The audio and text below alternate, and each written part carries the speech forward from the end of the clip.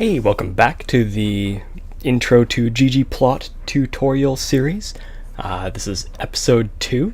I want to really quickly point out that there is a website where you can follow along. So if you like to see the code written out, you prefer to copy and paste rather than typing it all out, you can just go to this website that I'm showing on the screen. I'll also have a link to it in the description below. Anyways, on to the tutorial. So, where we left off last time, we were able to plot a bunch of points, do some facet wrapping, add labels and a title and things like that. Well, we're going to start off, of course, with ggplot2, since that's what we're using. Remember, Control-Enter to run code on the line.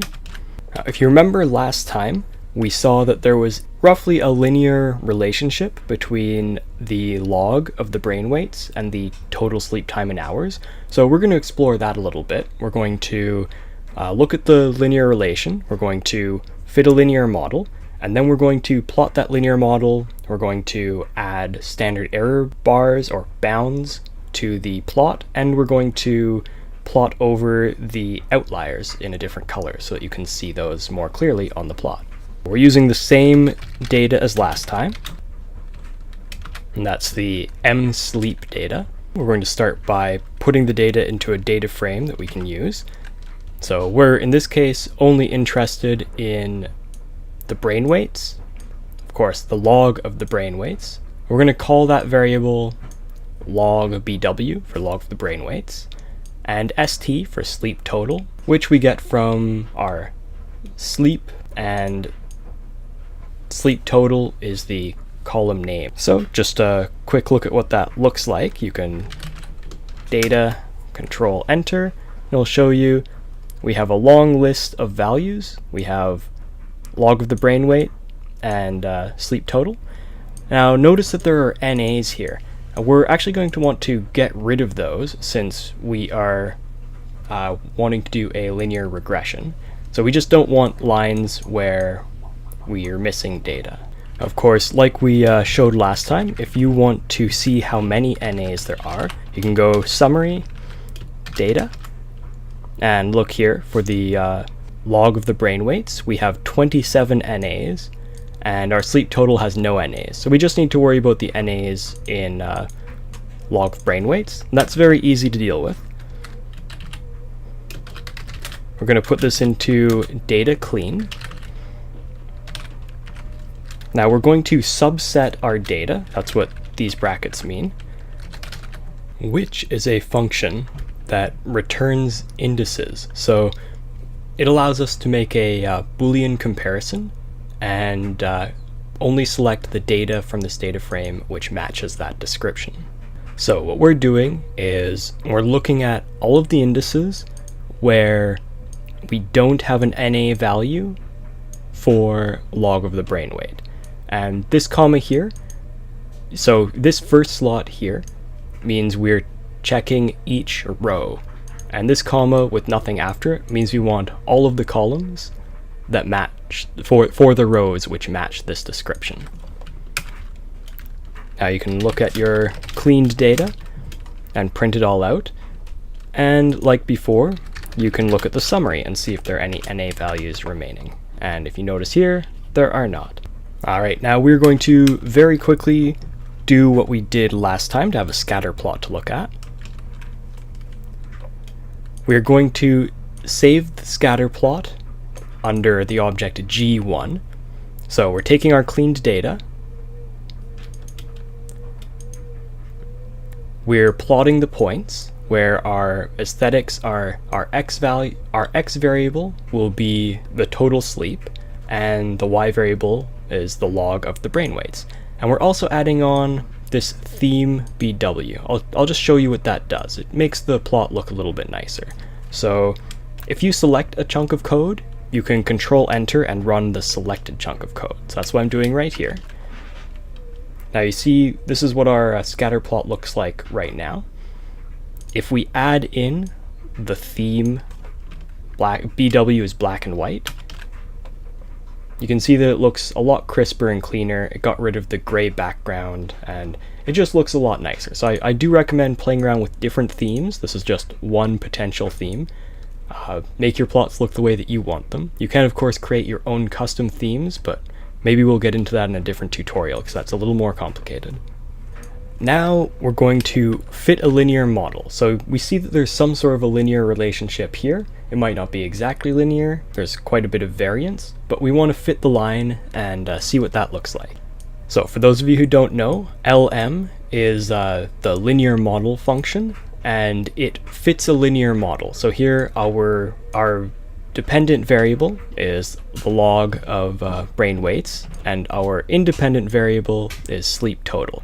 And this +0 here, this just means that we're deciding to set no intercept. So our intercept value is 0. So on the plot at 0, 0, that's where our line will start, and it'll draw off. Somewhere like that. Now this is just an arbitrary choice. If we cared about the statistics, we would actually do some work and see whether or not this makes sense. But for now, this is just an example to show how you can do this. Now, of course, we should look at the summary of the model. And you can see down here, let me make that a little bit bigger. So we called summary mod1. Here's our function call. You can see here the distribution of the residuals. Here are our coefficients. So we don't have an intercept value because we set that to be 0. And this here is our estimated slope, with a standard error of 0.02. So we've got a linear regression. Now we need to put the data from the regression into a data frame so we can use it with ggplot. Alright, so our new data frame is data mod1. We're calling x our mod1 model st. So this is actually just grabbing our sleep total values from the model. I'll just quickly show you how this works. So mod1 is an object, $. You can see all of the variables and values that are associated with this object. Now model, I'll just control enter so you can see. The model is just the values that we put into it. So when we go model $st, we're grabbing this vector here. So x is just our st values, and y fit are the fitted model values. So mod1 fitted values, you can see here all of our fitted values. What this will do is it will allow us to take our plot G1, and because this is a ggplot object, we can just add on to it with the plus. So up here, we created an object that is a ggplot. We called it G1. And down here, we're going to add on to it. So you can see we've set our data mod1, our aesthetics, our x and y fit from our data frame. We're setting the line color to blue, and we're setting the size to 1. You could set this to different values. I set it to 1 just so the line is a little bit easier to see. Now when we run this, alright, so I forgot to run this line of code, and that's why we got this error here. So data mod1 not found. So now I've run that line of code. Now we can run this and see the output. So you see here we have our linear regression line, and it looks pretty good. It seems to fit the data fairly well. There are some outlying points that we should be concerned about, but we'll look at those in a little bit, because what we want to do right now is we want to add standard error bars so that we can see approximately how many of these points fall within one standard deviation or one standard error. And to do that, we're going to make use of the summary function. So when we take the summary of mod1, we get access to a variable called sigma, which is the estimated standard error of the model. So we go $sigma. And I should point out, just like with everything else, the summary, which we've saved into the variable s, is an object, and it has lots of associated variables that you can have a look at. But the one that we're interested in right now is sigma. Now let's just quickly print that out. So sigma is 2.04. So fantastic. Now that we've got that, it's very easy for us to plot lines to encompass that standard error. Here we're going to have our x and y just like before, so we're plotting the points. The only change is we're changing the alpha to 0.5. What this means is that these black dots, they're going to be somewhat transparent, 50% transparent in this case. And that'll make it so that they aren't quite as bold, and so they will fade behind the regression line, which is what we're really trying to show here. This geom line here is exactly what we had before. You can see here, we've just put it down here. So this will give us this blue line here. What we have added is an almost identical call to this. We have two more geom lines. Here, we're taking our y fitted values and we're subtracting sigma off. So this will give us our lower bound. And here, we're adding sigma. So this will give us our upper bound. The only other change is we're using a different line type. And I'll show you what that looks like now. So you see, we've changed the opacity, so the points in the back are semi-transparent, so they're showing up gray because our background is white. So semi-transparent black on a white background, obviously gray. These two lines are our two standard error lines, and we've plotted them with a line type of 2, which just means it's a standard dashed line instead of a thick line. And we've left them at this default size, and that makes them a little bit smaller and a little bit less prominent than the true regression line. Alright, but like I said before, we do have these outlying points, and we'd like to point them out on the graph if we can. So we're going to create another data frame, and this one is going to hold our outliers. Now, the definition of outliers is somewhat up to interpretation. So in this case, we're going to say that outliers are any points that are greater than 2 standard deviations from our regression line. So our data frame is a subset of our model. We're using the which function again.